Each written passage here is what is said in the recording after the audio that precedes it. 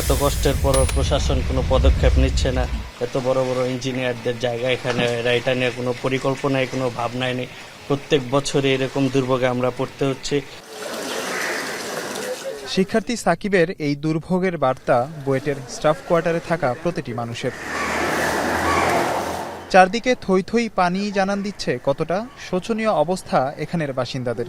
শুক্রবার সকালে হওয়া ঝুম বৃষ্টির পানিতে এখনও তলিয়ে রয়েছে বুয়েটের শিক্ষক স্টাফ কোয়ার্টার সহ একাধিক ছাত্রাবাস।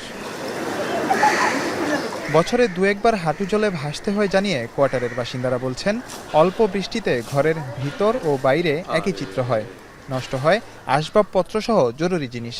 ওভারফ্লো হওয়ার আগেতেই নিচ দিয়া পানি এসে ভরাট হয়ে যায়।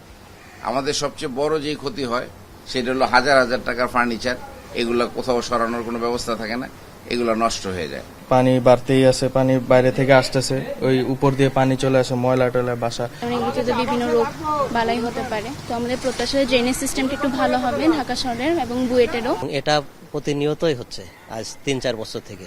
অল্প পানি হলেই এই অবস্থাটা ফুটে ওঠে সবসময়।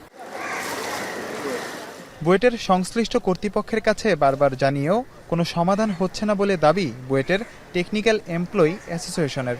সংগঠনটি বলছে, জলাবদ্ধতা নিরসনের দরকার আধুনিক পরিকল্পনা। কর্তৃপক্ষকে বিভিন্নভাবে জানাইছি, বিভিন্নভাবে আমাদের আঙ্গিকে আমরা পরামর্শ দিছি, কিন্তু কর্তৃপক্ষ আমাদের পরামর্শগুলো গ্রহণ না করে ওরা উচ্চ পর্যায়ে সিদ্ধান্ত হবে এইরকম আমাদেরকে জানায়। যারা নিচতলে আমরা ফ্লাড এফেক্টেড আছি তাদেরকে যে খালি বাসাগুলো আছে দীর্ঘ 2 বছর ধরে, এই খালি বাসাগুলো তাদেরকে হস্তান্তর করুন, তারপর সংস্কারের কাজ করুন। এদিকে শুক্রবারের বৃষ্টির পর অধিকাংশ স্থানের পানি সরে গেলেও রাজধানীর পুরান ঢাকার বিভিন্ন স্থানে জলাবদ্ধতা দেখা যায়। গলির সড়কে জলাবদ্ধতার চিত্র সারা বছরই থাকে, এমন অভিযোগ এলাকার বাসিন্দাদের।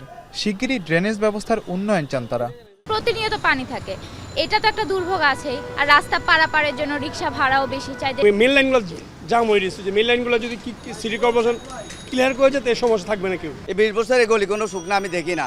এই পানি এভাবে চলতে আছে, মানুষদের বহুত কষ্ট করতে আছে এখানে। মাঝার ইমন, এখন, ঢাকা।